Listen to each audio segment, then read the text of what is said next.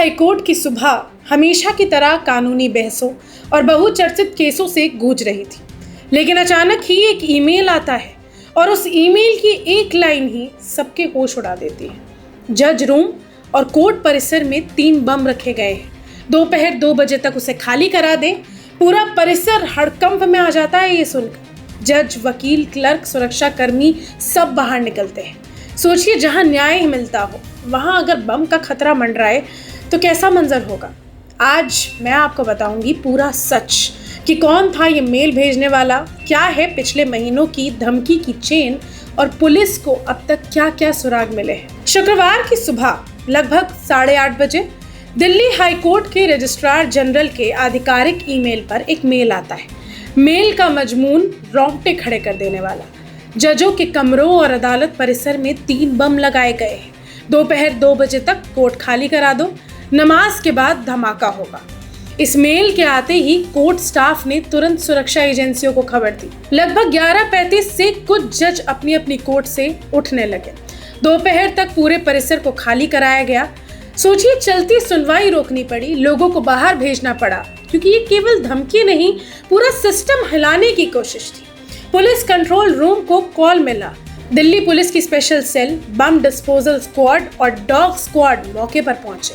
हर कोना, जज room, court room, parking, record room, चप्पे चप्पे की तलाशी हुई। फायर ब्रिगेड भी अलर्ट पर थी। नतीजा क्या निकला? कई घंटे की जांच के बाद कुछ नहीं मिला। यानी ये जो धमकी थी वो झूठी निकली। लेकिन क्या ये सिर्फ मजाक था या इसके पीछे कोई बड़ा गेम? दिल्ली पुलिस के आंकड़े चौंकाने वाले हैं। जनवरी से अगस्त 2025 के बीच 100 से ज्यादा स्कूलों और संस्थानों को इसी तरह के बम धमकी ईमेल मिल चुके। DPS Vasant Vihar, Amity School Saket, Salwan Modern, Vasant Valley, Saint Stephen's, SRCC सब निशाने पर है। जुलाई 2025 में तो सिर्फ 4 दिनों में 50 स्कूलों को धमकी मिल गई थी। 17 जुलाई को पुलिस ने 12 साल के बच्चे को पकड़ा जिसने सेंट स्टीफेंस कॉलेज और सेंट थॉमस स्कूल को धमकी वाला ईमेल भेजा था। जी हाँ, 12 साल का बच्चा। मतलब कुछ मेल बच्चों की शरारत, कुछ लोगों की मानसिक अस्थिरता का नतीजा और कुछ शायद डर फैलाने की सुनियोजित चाल। जब दिल्ली हाईकोर्ट में अफरा तफरी मची थी, उसी दिन दोपहर को बॉम्बे हाईकोर्ट को भी एक धमकी वाला ईमेल मिला। कोर्ट रूम खाली कराए गए। पुलिस ने पूरी परिसर को सील कर तलाशी की।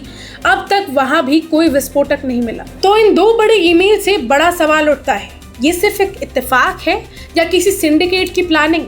दोनों मेट्रो सिटीज की हाईकोर्ट को एक ही दिन धमकी कई सवाल खड़े करती है। अब बात करते हैं जांच की। दिल्ली पुलिस की साइबर सेल इस ईमेल की आईपी ट्रैकिंग कर रही है। Mail server, VPN, Tor browser. अक्सर ऐसे मेल विदेश से या नकली लोकेशन से भेजे जाते हैं। पिछले कई मामलों में ईमेल रूस, जर्मनी, हांगकांग के सर्वरों से भेजे गए।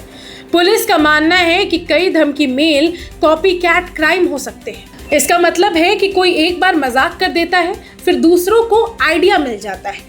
लेकिन ये मजाक देश की सुरक्षा एजेंसियों को घंटों उलझा देती है, करोड़ों रुपए का खर्च और हजारों लोगों का समय बर्बाद करता है। अब बात करते हैं कि ऐसे मेल्स या ऐसे फोन कॉल्स के पीछे क्या क्या मोटिव हो सकते हैं। सबसे पहला, दहशत फैलाना, समाज में डर पैदा कर न्याय व्यवस्था को पंगु करना। दूसरा, डाइवर्जन, किसी बड़ी आपराधिक गतिविधि से ध्यान हटाने की कोशिश।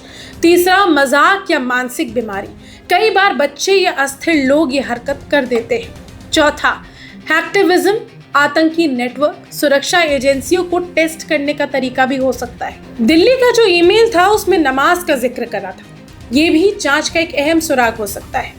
सुरक्षा एजेंसियों की क्या रणनीति रहती है ये भी बताती हूँ। हर धमकी को रियल ट्रीट मानकर एसओपी लागू करना। बम disposal squad, dog squad, fire department को एक साथ एक्टिवेट किया जाता है। डिजिटल फॉरेंसिक टीमें मिल सर्वर, लॉग, मैलवेयर सब खंगालती है। लोगों को तुरंत और सुरक्षित तरीके से बाहर निकाला जाता है। जीरो पैनिक प्रोटोकॉल लागू किया जाता है। दोस्तों, ये सिर्फ ईमेल की लाइनें नहीं होती, ये देश की सुरक्षा, न्याय व्यवस्था और लोगों की मानसिक शांति पर हमला होता है। दिल्ली और बॉम्बे हाईकोर्ट की घटना फिर से याद दिलाती है कि साइबर क्राइम का चेहरा धीरे धीरे कितना घातक रूप धारण कर रहा है।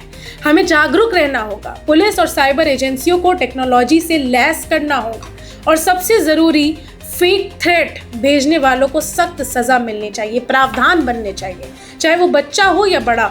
अगली बार अगर आप कहीं ऐसा अफवाह सुने तो घबराइए नहीं, लेकिन तुरंत पुलिस को सूचित जरूर कीजिए। ये था दिल्ली और बॉम्बे हाई कोर्ट की बम धमकी का पूरा सच। दहशत का ये खेल कब खत्म होगा ये तो वक्त ही बताएगा, लेकिन एक बात साफ है कि कानून और सच्चाई के आगे हर झूठी धमकी की उम्र छोटी हो जाती है। इस पूरे मामले पर आपकी क्या राय है ये हमें कमेंट्स में ज़रूर बताइए। इस वीडियो को ज़्यादा से ज़्यादा लाइक कीजिए और शेयर कीजिए ताकि ये जानकारी सब तक पहुंच सके, और जुड़े रहिए हमारे चैनल के साथ ऐसी ही और रिपोर्ट्स के लिए। धन्यवाद।